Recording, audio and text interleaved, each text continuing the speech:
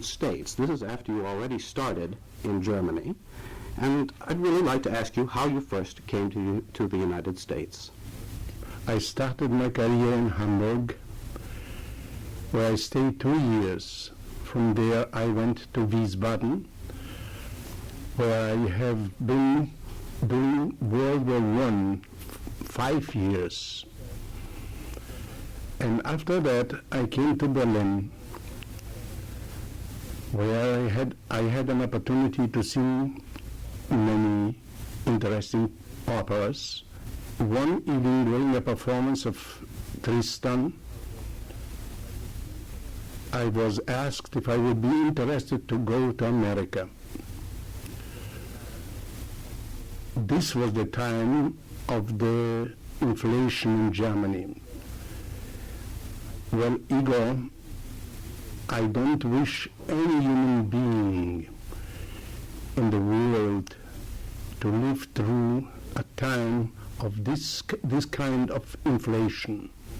I was paid for a performance not with money, but with 2 rows of the first orchestra seats in the theater.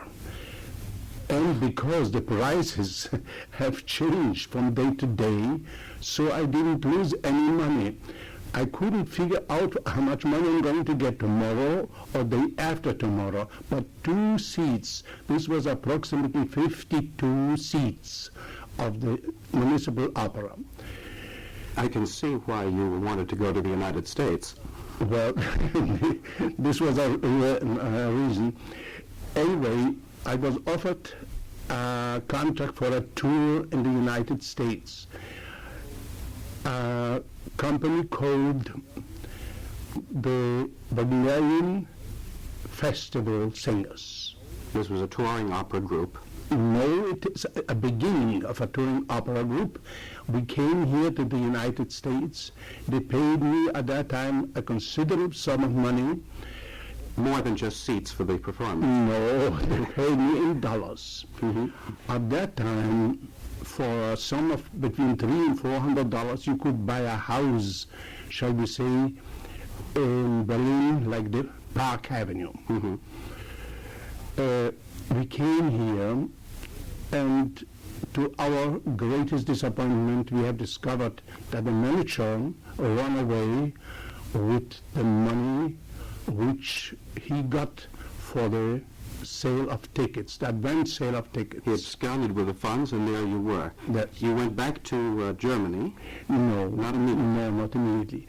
The opera was reorganized. They paid me much less than my original contract was, but since I was the only bass singer, they offered me $200 a week and $20 for each additional performance. I had to sing only 2 performances. When I sang 2 performances in one day, it counted for 3 performances. So at the end of a week, I had approximately $300. And when I finished the tour, I accumulated nearly $1,500. And all this money traveled with me in a wardrobe trunk. Anyway, I left New York and I invested the money in a bank. After all, people told me it's not safe to have it in a wardrobe trunk. And I went to Berlin. In Berlin, when I arrived in Berlin, $100 was more than possibly $200 billion. You mean $100 American? American. So you were wealthy. I was a very rich man.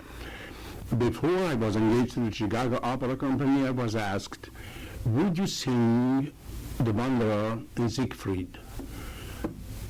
If they would ask me to sing Gilda, I would have accepted it too. you could buy for my fee what I got there. You could buy 3 houses in Berlin. So I accepted it. I sang The Wanderer, I sang Wotan, I sang Mephistopheles, I sang Baron Ochs, so all sorts of operas there. And the company, of course, was a grand one. This is an almost legendary company. We had very, very fine singers. We had at that time Raiza, Muzio, Baklanov, Shalapin, Vani Marcoux, Mary Garden, and so forth. I wanted to ask you also about Lieder. Since we've been talking about opera so far, obviously you had been singing Lieder all of this time. And there were some recordings that you made at that time. Yes, I sang Lieder. I started to sing Lieder already at the time when I was in Wiesbaden. I realized that the field, the opera field for a bass singer is not so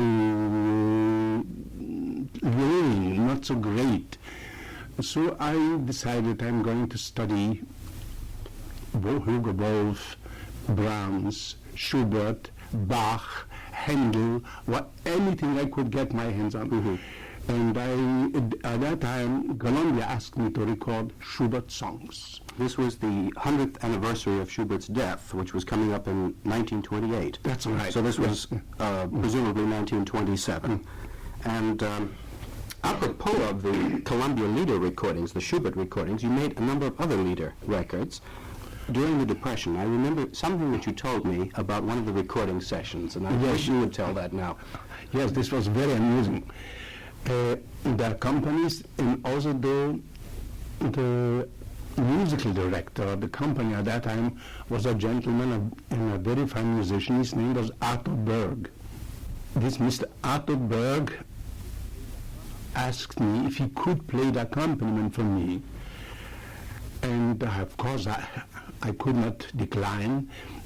He played for me some Schumann songs, some Strauss songs, some Brahms songs, while the Schubert songs, which I recorded at that time, were accompanied by somebody else. Mm-hmm. During the inflation, the studio was in the General Motors building, and the piano was in a position that the accompanist could face the door. And I was standing near the piano recording. And once in a while I turned to my accompanist to see what he's doing. Then sometime the piano started slow, and then unexpectedly there became a accelerando. He started to play faster and faster and faster and louder, and then it became again softly, and I didn't know what it was until I turned around to the door and I saw a young man standing there and making signs to the accompanist. Later on I discovered this accompanist was looking to the door and trying to find out how the stock market is. This was right at the beginning of the Depression. This was the height of the Depression. It became still worse later on. But anyway, with hands and fingers, he indicated how much the General Motors, how much the American Talentelle was up and down. And should he sell? And accordingly, the accompaniment went down, and or up, or fast or slow. Well, the recording we're going to hear is not with Arthur Berg. This is with another pianist, and this is a particular favorite of yours, as I think are all the recordings that we're playing this evening. Why don't you introduce it? Well, this is a song which I sang all my life. Hardly a program of mine was without that song. This song is a mare at the ocean, at the sea. It is one of the most beautiful songs Schubert composed.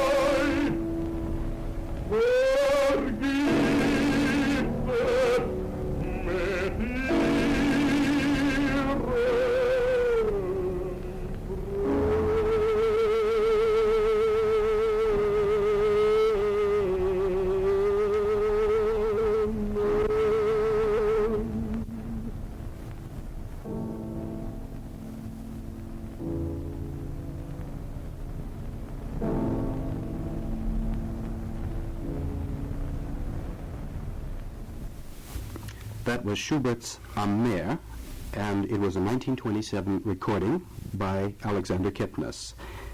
And I'd like to get back to the same year, but this time back to Europe and opera, having left the United States and Lieder. What about Parsifal?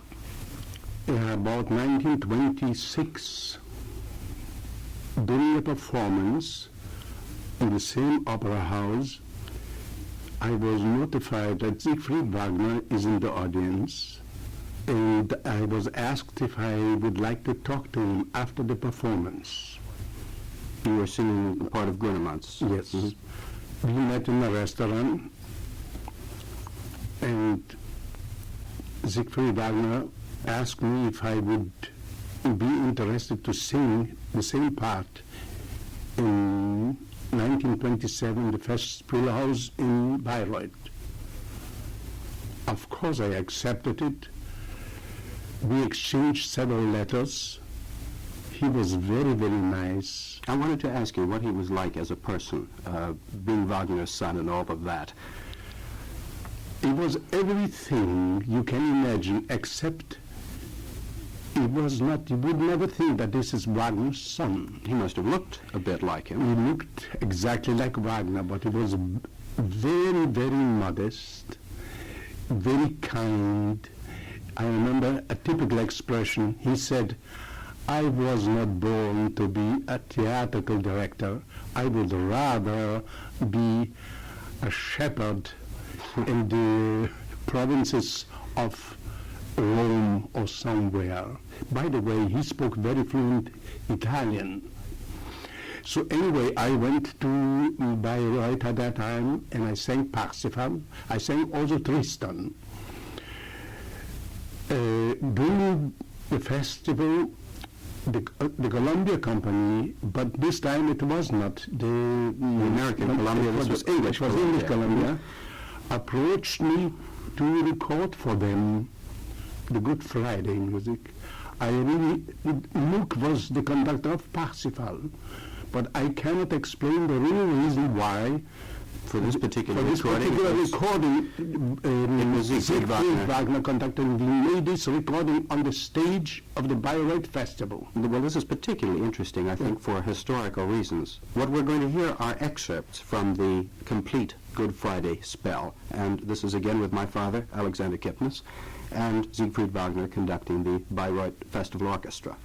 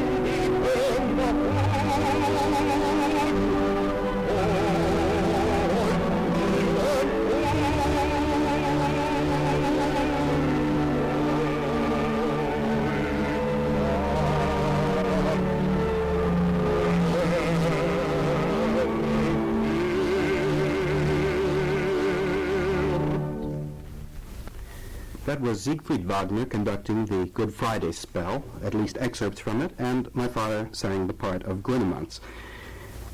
You also sang in Parsifal, besides with Siegfried Wagner, you sang with Karl Muck, and I think you told me that Richard Strauss conducted some performances. This was several years later. Strauss is a man of more brain than heart.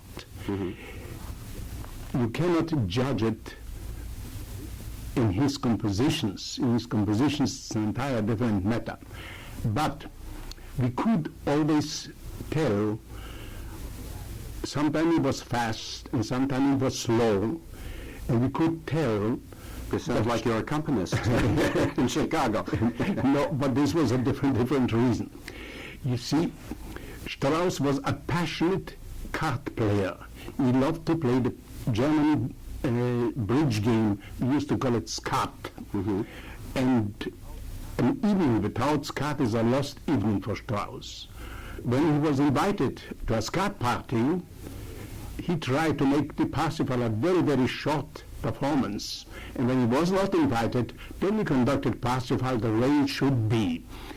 This was Strauss. I sang with Strauss also in Rosenkavalier. This was in Berlin. And did he do the same thing there? No, his opera it was an entire different matter. Cards didn't make any difference. No, cards didn't make any difference. Besides, he conducted. Everybody prepared Parsifal, and everybody prepared Rosenkavalier. But Rosenkavalier was his favorite. He conducted this entire different. Here's the aria Herr Kavalier, which comes at the end of the second act, and this you made in 1931.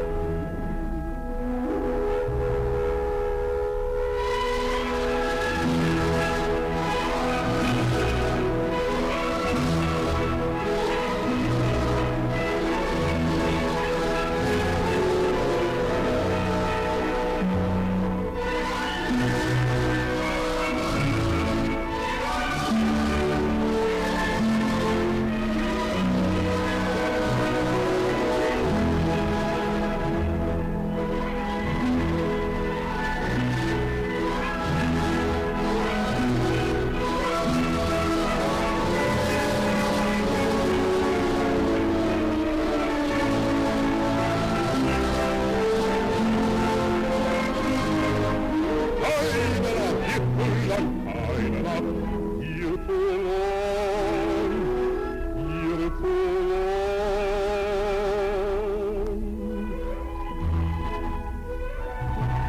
Mit mir, mit mir, mit mir.